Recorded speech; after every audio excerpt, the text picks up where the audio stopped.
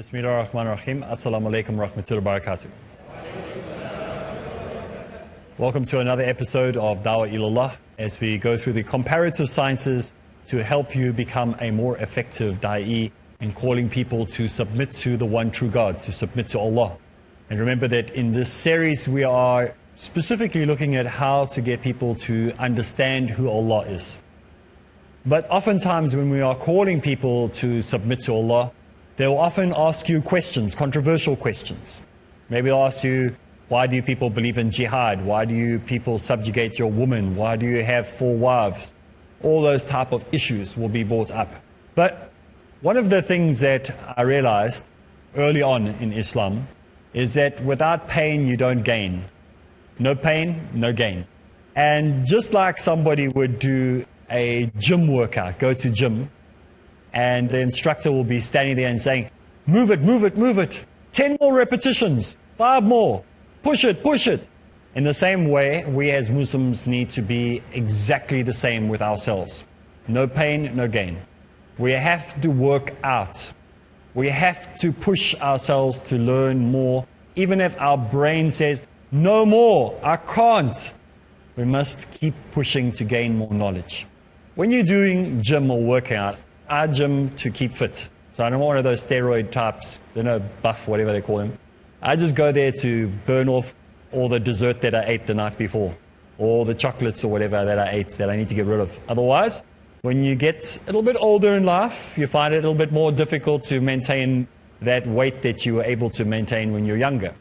But when you go there, you will find that sometimes if you're doing like 3 repetitions of something, say you're doing 10 push-ups or whatever, and you do 10, 10, 10, 3 repetitions, 3 sets. They always tell you to stop before you over-exhaust yourself. So if you were able to do 10 and you could fit in 11 and maybe 12, then stop at 10. Because you need to keep your reserve tank capable so that you can do the other 2 repetitions that are coming up. So you're going to do sets of 3. Now the same idea takes place when you are studying or wanting to learn about Islam. Sometimes you get really tired and you think, okay, push 2 more. Don't. Just take it calm. Otherwise it becomes overburdened and you become stressed out, and then your muscles won't be able to work properly, and then you'll have to take 2, 3, 4, 5 days off. And the same thing will happen in Islam. You want to take things slowly. Mufti Mink, who is a very well-known scholar in South Africa, in fact he's probably known all over the world these days. He's become very popular. And he commented one day in one of the talks that he did, there was a little cartoon caricature that was sent in the mail, like emails. You know those spams that you get? But this was done by some Muslim. And in it had a little cartoon character. Like a stick man. No face or anything, just a stick character. And he was doing push-ups.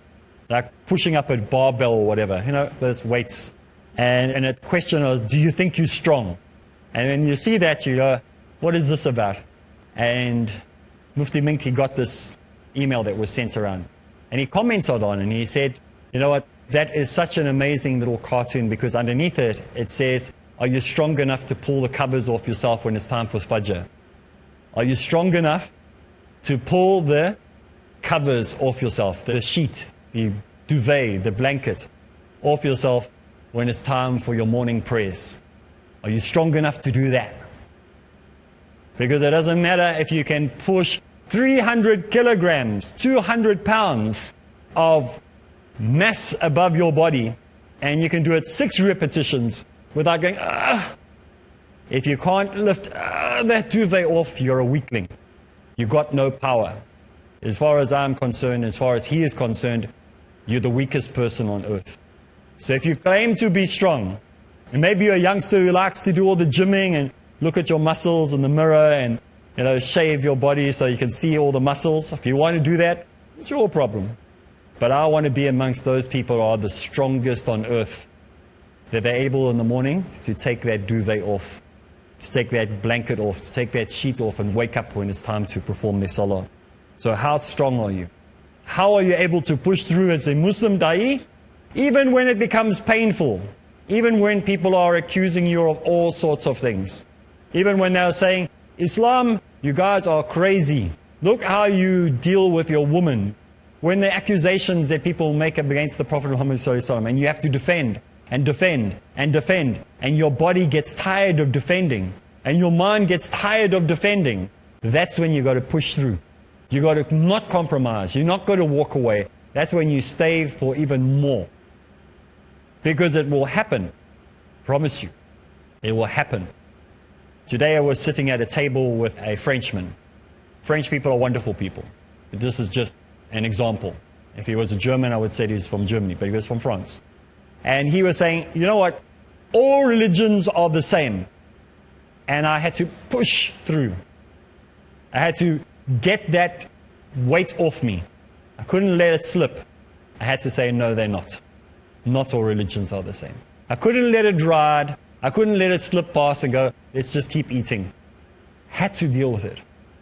So this is what I'm talking about today, is about pushing through when people make an accusation against Islam. And we're going to talk in the next few episodes at how to deal with some of these accusations, inshallah. So, what are you doing to fight to be strong? What are you doing? It's okay to sit and take notes. It's okay to give out that DVD or that book, or to get a nice little... I got books that were written by one of the brothers who speaks on Peace TV. He gave me a whole lot of books today. So I got them in front of me, and all of them are entitled Muhammad. All of them. Different. Who is Muhammad sallallahu alaihi wasallam? All different titles. It's good to hand out these books. Very, very good. It's good to give out DVDs and to put a link on your Facebook account or your Twitter account or whatever for people to go watch it. But the honest truth is, they're not going to read those books. The majority of people. They're not going to follow the link. They're not going to watch the DVD. And even if they do, they're going to get bored after the first 2-3 minutes. Unless it grabs their attention immediately. This is the sad part. This is why we have to do the effort. This is why we have to do the workout. So that we can be the book. We can be the DVD. We can be the link to tell them what they need to hear in small amounts of time. They haven't got time for long speeches, historical events. This is what was written in the day, and this is... They're not going to interest. They want sound bites. Once they're interested, then you lead them on to the more exciting stuff. You know what a sound bite is? They call it a sound bite. So maybe sometimes I use terms and people go, what is he talking about? Are you eating sound? No, a sound bite is like a one-liner that you use to entice people on radio to listen to something. Maybe you'll say, and now we're going to listen to a sound bite. And then the presenter or the producer will play a short little clip, maybe a minute or so, just to introduce people to what's going to be taking place. Generally, we're living in a society of sound bites. People don't want speeches. They want something that is going to be easy for them to remember and then move away. 45-minute lectures, not going to listen to, unless you're from Africa. If you're from Africa and you don't give them a 3-hour lecture, they're going to get upset. They don't want sound bites, they want manuals. They want instruction manuals. And that's, alhamdulillah, that Allah has left it in the hearts and the minds of people in Africa still to want quality lectures and talks. They're not interested in a sound bite. They'll get very upset with a 2-minute lecture. And the speakers in South Africa speak fast like I do. So if you're really taking it, they're probably giving you like a 6-hour lecture in 3 hours. So alhamdulillah, we're very fortunate to have lots of speakers and lots of qualified, intelligent Muslims that want to teach and learn. And the rest of the world also have qualified, intelligent speakers, but sometimes we live in the instant age and we want it quick and over with. Don't give me a 25-minute talk, that's way too long. Give me a 5-minute talk. We must get back into that old school. Yeah? We like long talks and long lectures. So what are you going to do to fight to be stronger when people come and make accusations against Islam? Last time we were together, about 3 shows ago, we spoke about women. And we haven't finished the issue with women yet. Because that's the biggest question that people come up with. They come up and say, why 4 wives? We already spoke about that. We dealt with that. I think, inshallah, we finished that. Satisfactory, you all understand that? Today we want to move a little bit further. And we want to look at the next issue, and that is the veil. Why are women to wear a head covering or a scarf or ninja outfit? Why are they dressed like this? You are subjugating women. You are forcing women to cage their beauty, to hide themselves behind veils and material and cloth. And so what do we say when they say that? You force your woman to hide behind these veils. Why can't we see their beauty? Why can't we see who they naturally are? This is what people will say. This is the argument I often hear. And my answer is normally, why do you hide your woman behind veils? Why can't we see their natural beauty? And they ask me, what do you mean? I say, well, you force them at gunpoint to wear makeup. You force them to go spend thousands of dollars every year on having the perfect hairstyle to suit your male ego, so they can make themselves attractive so that you'll find them desirable. You force them to go and buy the most expensive products. Men will say we don't force them, but you do, because you give them the credit cards and you say to them, go buy. Why don't you look like her? Why don't you look like that supermodel on TV? Why don't you look like this girl in the cover of this magazine? And so they go to gym and they do aerobics and do all these workouts, spending thousands and thousands of dollars so they can be naturally acceptable to their husbands. So that they can be naturally beautiful after they put 25, 30 minutes of makeup on. So that they can be naturally beautiful by buying the perfume that's going to make them be attractive to their husbands or to other males. There's nothing natural about forcing a woman to spend money to look natural. There's nothing natural about that. In Islam, we are saying to a woman, no problem, you can look beautiful. You can buy your makeup and you can put your hairstyles or whatever, but you don't have to do it so that you can be accepted by me or any other male on the planet. We accept you as you are. You are beautiful without us having to see you. Not that we don't want to, it's that we don't need to. We accept you as you are. Let's take a break, and when we get back from the break, we'll continue, inshallah.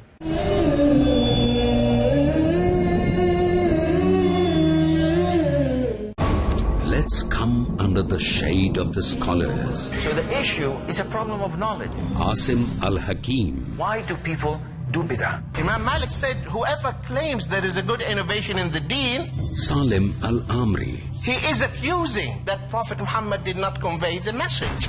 Dr. Mamdouh Muhammad. If you know that the Prophet ﷺ did something and I do something else, you have to follow the Prophet ﷺ. Don't follow me. Abdul Rahim McCarthy. But if each one believes his goal is to please Allah, to follow the sunnah of Rasulullah sallallahu alaihi wasallam. Abdul Rahim Green. I think this really is to do with your internal state. Where does the Quran and Sunnah point to? Muhammad Al-Sharif. We have to follow what Allah and His Messenger said. Let's imbibe from these scholars the fruitful solutions for the problems of the world. Which one we would take and which one we would leave? Question to every Muslim, In the shade of the scholars. Every Wednesday and Saturday at 11:30 p.m. UK and 12:30 a.m. Europe on Peace TV. The world is passing by an educational crisis. A selfish and aimless education. Education has been mainly limited to the material sides of it. An ineffective and incomplete education system. Because without teaching who they are, who has created them and sent them into this world. In lust for greed education. The only system of education that can give the complete system of education is the glorious Quran. This guidance, the Islamic system of education. To understand the correct purpose of education, join Dr. Zaghlul An-Najjar in Islam and Education every Tuesday at 6 p.m. UK and 7 p.m. Europe on Peace TV.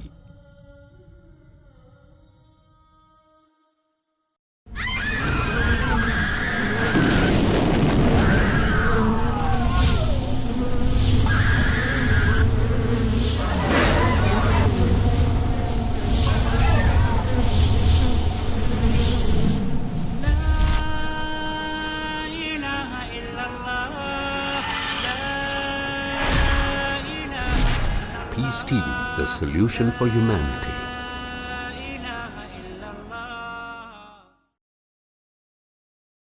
the ambassadors of peace from different parts of the world who dedicated their lives to convey the message of peace came together at the grand 10-day peace conference in Mumbai with one vision, with one mission. Hundreds of thousands of people witnessed them, heard them. Now it's an opportunity for those who miss the live action. I welcome all of you with Islamic greetings. Assalamu alaikum wa rahmatullahi wa barakatuh. Watch them again in Peace Mission, next on Peace TV.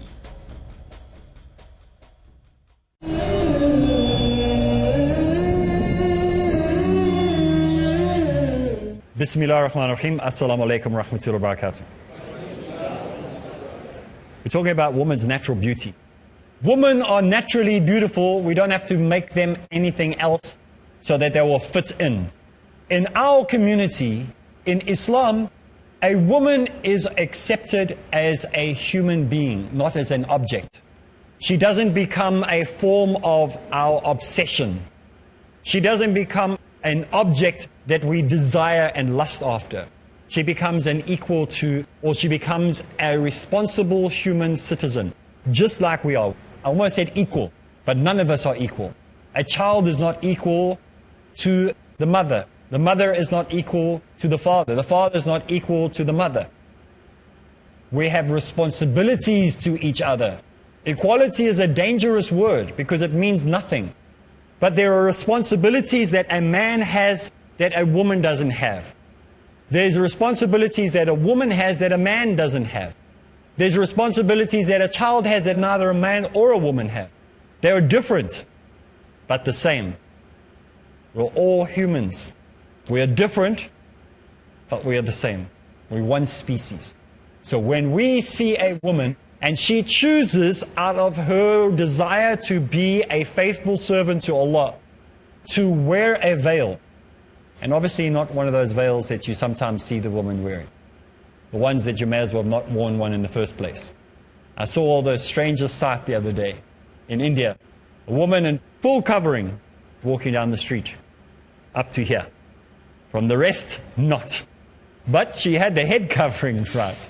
It's not the point. You see, you need to do the whole thing. It's not just the material. It's not just a piece of cloth. It's what you are signifying to your Creator. Just like the men, you know, sometimes you see the men, and, you know, YouTube is the funniest place to go. Like I said, I like to say healthy and fit. So one day I thought, let me search YouTube and see Muslim fitness, Muslim exercise, Muslim workouts. I thought, you know, it would be nice if our kids could be watching some sheikh or some scholar or some teacher showing you how to be healthy, how to do a workout. And what do they have? This guy with his little tight little vest on and his tight little pants on, and it's called Sunnah fitness. There's nothing Sunnah about that. Not if you're wearing clothes like that. So we're saying, no, you must wear a big cloak and hide. No, but he must have something in between that craziness and looking like a rent a tent. No, people wear clothing that looks like they're wearing a tent. So we call it rent a tent. You don't want you to rent a tent and wear that and look like, okay, this guy is just crazy. Or we don't want you to walk around where you're basically naked. You may as well be naked because everything is revealing. Everything is exposed. So we're saying this to the men, not only to the women. So the men are responsible for the way they dress, but there must be a balance. And so if you're wearing the covering, it is there not as an oppression. It's not oppressing you. Men don't walk around going, I'm so oppressed now because I have to wear clothes that suit me. No, we are happy to it. And women who also choose to do that don't feel oppressed. They feel liberated because they don't have to fit in, so that as long as I look like this, then I'll be accepted. Doesn't mean you must let yourself go. Neither must a man, neither must a woman. Some men, they're overweight, don't look after themselves, bad health habits, bad skin, bad hygiene, but they want their wives to be perfect. You can't expect that. You must also do some work. It's a contract between the both of you. that you must both be good for each other. And this is why a woman dresses for her husband appropriately, and the husband dresses for his wife appropriately. You know, sometimes we talk about niqab for a woman, but men have one as well. We must lower our gaze. The appropriateness in how we have conversations. That is ours. Because we have to control our emotions every second of every minute of the day. Because a man, when a 90-year-old woman walks past, he wants to look. And if you don't, you're dead. It's something that we have to fight against. If you can sit here or watch at home and say, when a woman walks past, you have no desire to look up, you're dead.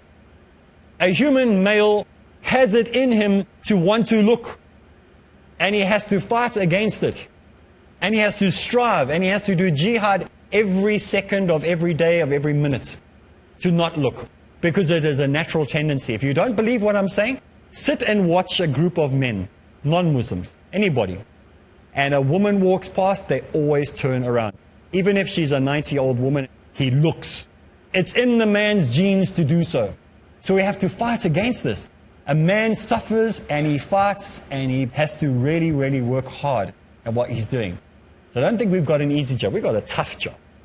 We've got the toughest of jobs. That's why I always say if you can sit next to a woman and not have any thoughts, and you can look in a woman's eyes and have a long 25 minutes conversation and nothing's happening, you're dead. That's the only possibility. If nothing is taking place in your body, then you need to go seek help. So that's the only possibility. So this is why we don't do it. Because we are respecting women, not degrading women. We have the tougher job. It's harder for us. And if the women think it's difficult, for them, really, step in our shoes for a while. Not that I'm trying to make anything light of them. A woman who chooses to wear a covering, I have the greatest respect on earth for. I see them in South Africa. I go to the beach, I'm a surfer. And we go there and we have women that are there and they wear coverings on the beach. You know how much I respect them for doing that. It's so much easier to just give up and give in and follow what the trend is of the day. And they don't. So I have great respect for our sisters that do that. And I have great respect for our brothers who also dress appropriately at the beach. And please do not get me wrong. There's nothing wrong with being healthy and fit. But some of the guys, you know, as soon as they get onto the beach, out comes the chest and in goes the stomach and they walk around. Who are you strutting for? Who are you doing this for? Who do you want to see that? Your wife is with you. She's the only one who needs to see. She knows what you look like anyway when your stomach falls out. So be appropriate, you know, be real. It's time for us to be real Muslims. So when we look at this issue, this misconception, we've got many things that we can explain. Hopefully, inshallah, you have a couple of ideas that you can talk about. Millions of dollars are spent every year on looking natural, on makeups. We're not even talking about cosmetic surgeries. Do you know that you can get implants for everything now? I'm talking about men, not even talking about women. Men are going for muscle implants, for having abs, you know, ab implants. It's crazy. I heard a term for the first time yesterday. I've never heard this before. It's called skinny abs. When a skinny person has natural abdominal muscles because they're so skinny. It's called skinny abs. Terms that come up, people are, you know, wanting to shrink themselves. They don't have to do the exercise so they can show their abdominal muscles. So people are starving themselves because now you can get skinny abs. Who for? These anorexic girls, do you think you look attractive? When you look in the mirror, who are you doing it for? When the men lose so much weight to get skinny abs, who are you doing it for? No one thinks it's attractive. Not even the non-Muslims. Stop starving yourself. Have a meal. You know, it's important for us to keep balance in everything that we do. Keep yourself healthy, no problem. But don't go to extremes in whatever you're doing. So, when we look at this issue of women and covering, inshallah, we hopefully have covered as much as we can on that topic. Do you have a question you'd like to ask? Assalamu alaikum warahmatullahi wabarakatuh. Alaikum salam rahmatullah. Sheikh, the Christian nuns in their church, they dress so modestly and people look at them with high regards. So when a Muslim woman does the same, why is she called as oppressed? That was a good question in 1980, but it's not a good question in 2010, 2020. I'll tell you why. Because when I was at school, the nuns used to cover from here. That's all you saw, like a Muslim woman. Today, it's a little piece of material clipped in the back of their hair, and it's like a little thing like this that sticks at the back there. They don't cover themselves anymore. They are wearing less and less. When I was in school and the nuns were teaching, their dresses were below their ankles. They used to sweep the dirt off the ground. When I was at school, they had long sleeves. Today, they're wearing not even any sleeves. These are nuns. So there's a slow breakdown of morality even in those people who did it. But if we look back before that, we saw they dressed modestly. When we look at any picture that we see of any of the biblical characters in the biblical time, all the women dressed like our Muslim woman, just like all the men dressed like our Muslim men back then. So if you want to see the role models that we emulate, both men and women, we just look back at the history of all the prophets and all the teachers. That's how we emulate. That's all the time we have for today, so make sure you join us again, same place. So for me, Areeb Islam, Assalamu alaikum wa rahmatullahi wa barakatuh.